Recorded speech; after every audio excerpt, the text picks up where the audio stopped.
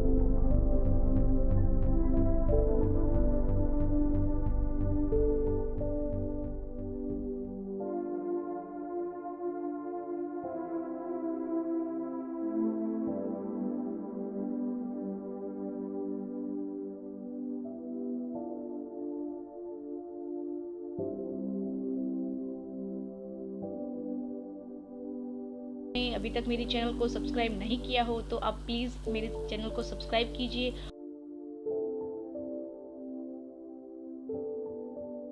मेरा eye shadow complete हो चुका है, तो ये मैंने पिंक सॉफ्ट आई लुक किया है। तो इस तरह से आप कोई भी कलर का भी आई शेडो कर सकते हो। तो मैंने यहाँ पे थोड़ा सा ग्लिटर भी यूज़ किया है, तो उससे थोड़ा मेरा आई शेडो अच्छे से इन्हांस हो गया है और अच्छा पॉप आउट हो गया है। और मैंने यहाँ पे लेंस भी पहने हैं ग्रीन कलर का। आप कोई भी कलर के पहन सकते हो, आपको जो सूट करे वैसा। तो नेक्स्ट वीडियो में मैं आपको नया कुछ लुक के साथ मिलती हूँ। तब तक के लिए बाय बाय, सी यू।